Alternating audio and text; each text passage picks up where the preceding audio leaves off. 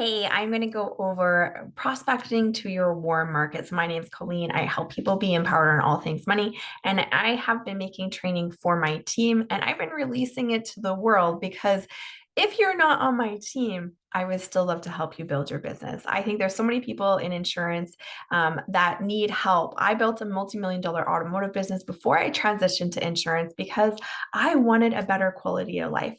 But actually, the first company that I went in, we really just were taught how to prospect our warm market and that only. And so I saw a lot of people get really stuck. I saw a lot of people that wanted to succeed, but they were just being sold the dream and not given a lot of tangibles. And so if that might be you, I have a whole video series about my approach, which I call teaching people a three-legged stool. And so you might want to see more of those videos of ways to prospect or ways to grow your business outside of your warm market. For today, we're going to talk about that warm market. But if that's you, if you're looking for ways to grow your market outside of warm market, just comment below or send me a message if you're on my team and say, hey, I want to see that three-legged stool video.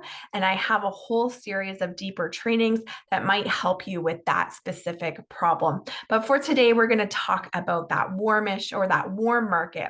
You know, your warm market is part of that three-legged stool. That's part of your outreach.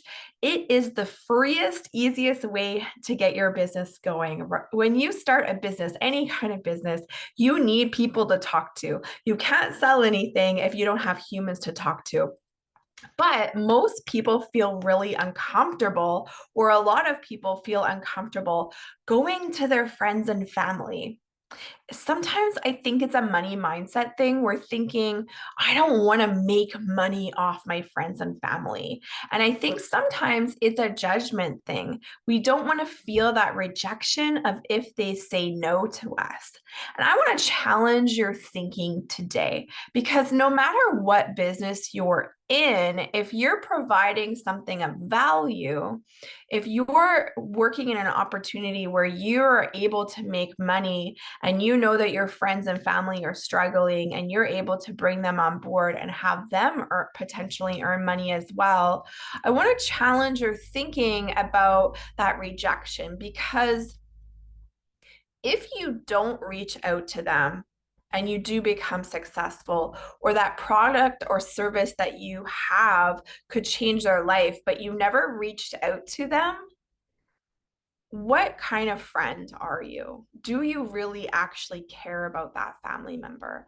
And especially when you are working in insurance and investments like we do, I want to really challenge your thinking on that because yes, if you don't reach out to your friends and family, you can save yourself from that rejection. You don't have to feel crappy when they say no, but you also can reach out to them and not feel crappy when they say no. That's your decision. That's your mindset that you need to challenge. I heard a quote recently. A lot of you guys know that I listen to Ray Higdon, and he's the one that brought this quote to my mind. But it's from someone called Mike Dillard. He apparently wrote a book called Magnetic Sponsoring. I haven't read it. I'm probably going to put it on my Amazon list, and it might sit in the pile with all the other books that I need to read. So hopefully I get to that someday soon. If you've read it, just comment. I'd love to hear. Is it worth me listening to? But he said, when should you approach your friends and family? And he really said, you should approach them when you don't care if they say no. You don't care if they sign up. And I think that that is so spot on. You shouldn't care, meaning you shouldn't be heartbroken, disappointed, feeling rejection if they don't want to buy what you're selling. No one that we love or care about should have to do business with us. That's a sense of entitlement.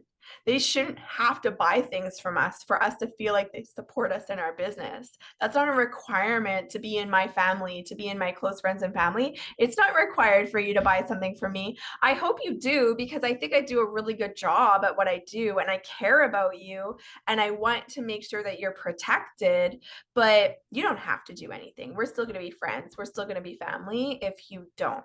And so put that rejection aside. And I especially because if I'm talking to you today and you're on my team, or if you're working in insurance, if you're working in financial services, let me talk to you about it a different way. Number one, if you're in a model where you're building an agency, and you know that you're going to be successful, you know that you're building that 6 or 7 figure income from online, from wherever you want, from having that time freedom, all the reasons you got into business, right? Those are the reasons I got into business. I know I'm going to be successful. And if I don't tell my friends and family that they can come along, hey, I'm going to do this with or without you, but I would love you to do it with me. I would love you to check it out.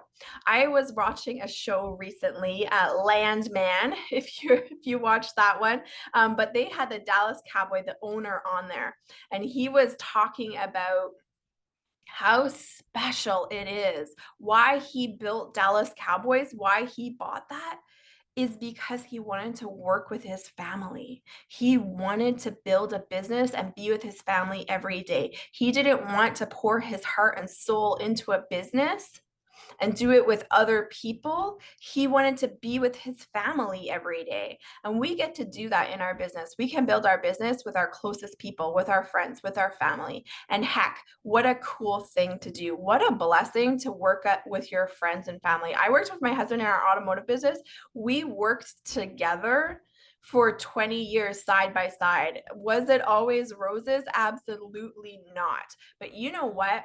I got to know him on such a deeper level than I think most spouses ever have an opportunity to get to know each other. There's something incredibly special about that.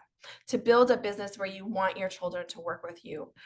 People would always ask me, oh, do you want to leave your automotive business to your kids? And I would be like, heck no. The last thing I want them to do is be in the struggle of what we were going through. We built it big, but man, it was like every day. If you've owned a brick and mortar business like that, it was like every day was a new fire to put out. You know, someone didn't show up, someone was sick, someone broke something, this machine wasn't working, this quote went offside, and it was just an always struggle. And in our business in financial services, it is not always roses either. It's work.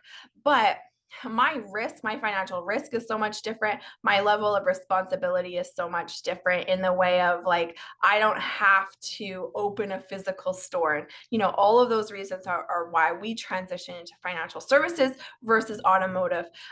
But what a cool, special thing to be in business with friends and family. What a cool, special thing to show them a way to legitimately make extra money. So many people right now need extra money. We have a way that they really can. Why would you not let your friends and family know about that? And if they don't get it, if they don't want to come in business with you, that's totally okay. But imagine when you're making $1 million a year and they're wondering, why was I not good enough that you ever told me about this and invited me along for the ride? How horrible is that going to feel for them? How horrible is it going to feel for you? And furthermore, because what we do is financial services, we really transform people's lives. If you do not give your friends and family the opportunity to buy what we do, how are you going to feel when one of them gets cancer and you never talk to them about critical illness insurance? How are you going to feel when one of them passes away and their family is scrambling to try and cover the cost of the funeral, to try and cover the cost of the lost income to that person, and you never approached them for life insurance? How are you going to feel about that? Were you a good friend? And furthermore, when their family, let's say your best friend, you never reached out to them and said, hey, you need to look at life insurance. You need to look at critical illness insurance. And what if that person passes away and their spouse is sitting there at the funeral, realizing that you're in financial services, realizing that you do life insurance and you never protected them, or at least had a conversation about protecting them? I'm sorry, but you're not a good friend at that point. Your job is to give them the opportunity to have the conversation and not care about the result. Meaning, If they say yes, if they say no, that's okay. You're not going to crawl up in a ball and cry about it, but you did your part. So I really want to challenge you on this thought that I don't want to sell my friends and family.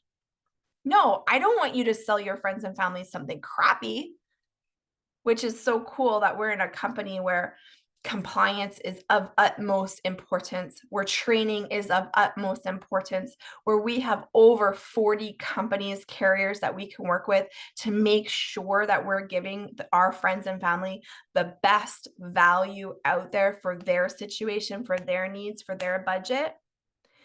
You want to make sure that you're in a place where you know that what you're selling is quality, because of course there is companies out there that don't do that, and I get it. I wouldn't sell my friends and family that stuff either. And if you're in that situation, maybe you need to look at the link at the bottom of our video and see some alternatives, because you should be doing the right thing for people and you should be confident about what you're selling.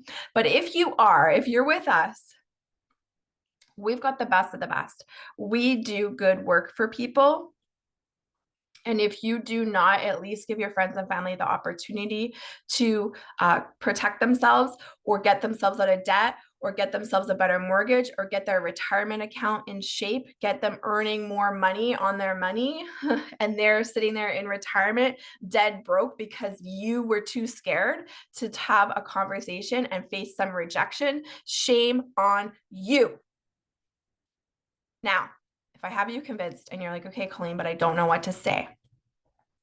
All of this is in our handbook. Okay. So if you do not have a copy of that, if you don't know where it is, send me a message. I will send it to you and make sure that you have it. But here are some high levels of that. Okay. So please see more in the handbook. Practice this with your trainer, because tonality is really important.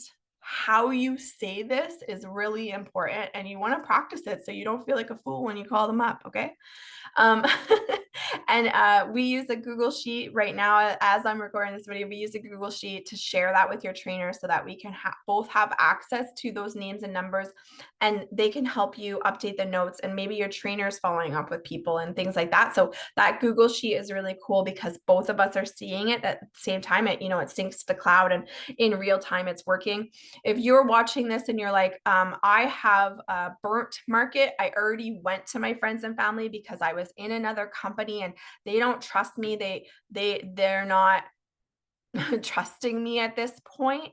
I have a video and a training for that. So you can reach out to me for that one. And also, if you're like, I don't really have that many close people, I of course want to talk to my close friends and family, but most of my people are kind of warmish to me. Like maybe it's Billy Joe that you went to high school with, and they pop up on your Facebook and you're like, man, I really need more people to talk to, and I really want to talk to those people, but it's weird if I call them up.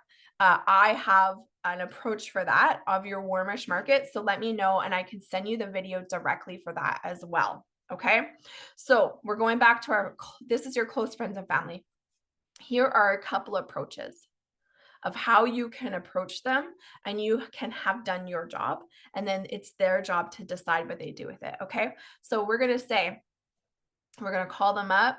Calling is always better. Of course, you can also use social media, but again, I want to challenge you.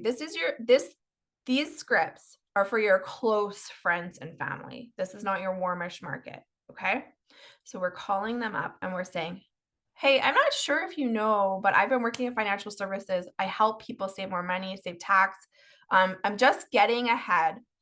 I have no idea if what I would do would end up being a help for you, but worst case, if you like it, perhaps you refer me to others. Are you open to me showing you what it is? So that's your close family. Hey, I'm not sure if you know what I'm doing, Aunt Sally. I actually am helping folks save more money, save tax, and get ahead. I have no idea if what I would do, what I do would end up helping you, but worst case, if you like it, perhaps you can refer me to others. Are you open to me showing you what it is?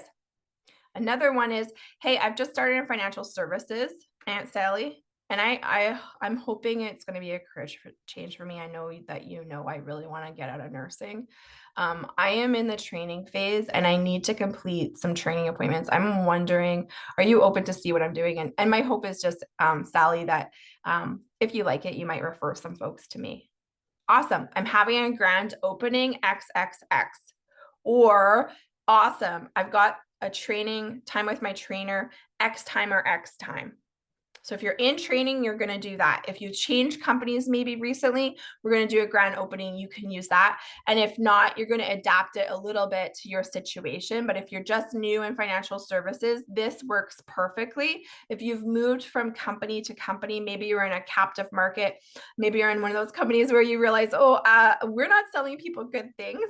Maybe you're in a company where you realize the comp plan wasn't great, or you had no ownership. There's a lots of reasons why people move over to our company already licensed, and these are going to work. We're just going to need to adapt them a little bit. So instead of saying, hey, I've just started, you're going to say, hey, I'm building my business in financial services, but the rest will work.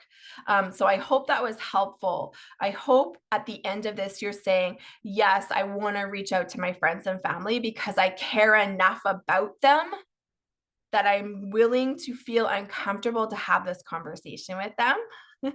And so I'm really excited for you guys. I know this works. I know this is really important.